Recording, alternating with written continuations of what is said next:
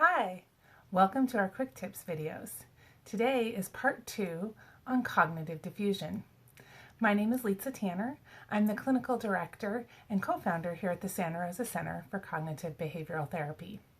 So today we're continuing on with our discussion about cognitive diffusion.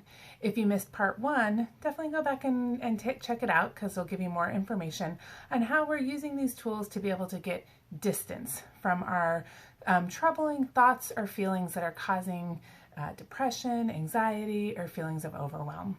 So in part 1, we talked about those labeling strategies.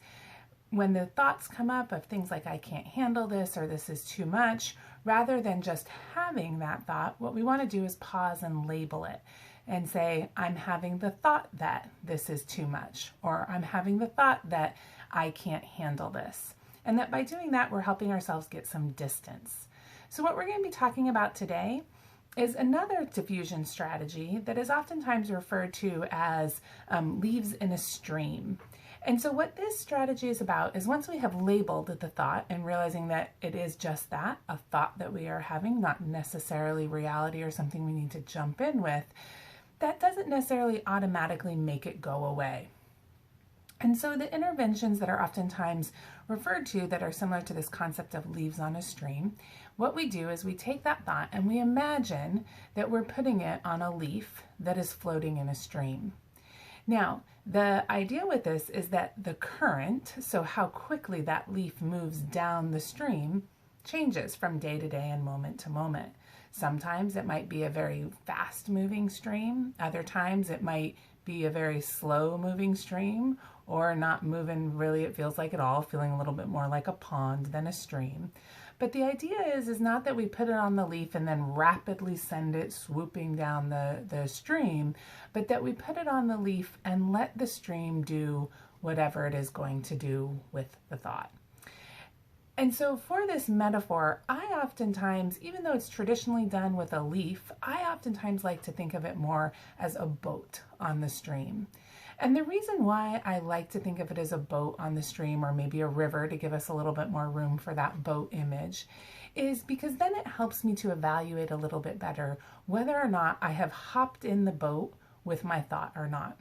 Because the idea is to stay on the shore of the river and just let the boat do whatever it's going to do.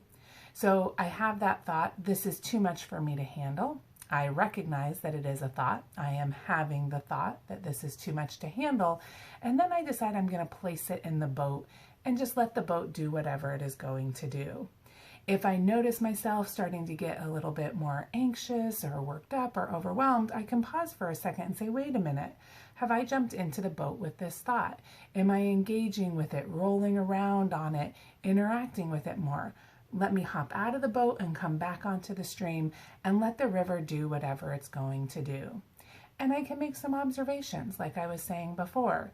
Wow, this is a pretty slow moving river today. This thought's going to be hanging around with me a lot today.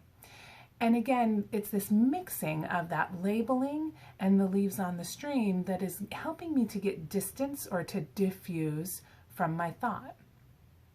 So once again, just like we talked about last time, these are tools that you do have to practice and you have to work at. In the beginning, you're going to notice that you're hopping in that boat with that thought all the time. Don't let that discourage you. Again, just notice, oh, here I am again. I'm in the boat. Let me hop out and get back on the shore again. The more we practice it, the better and better we get at it. I hope that this tip has been helpful, and I look forward to seeing you in part 3 of our diffusion strategies.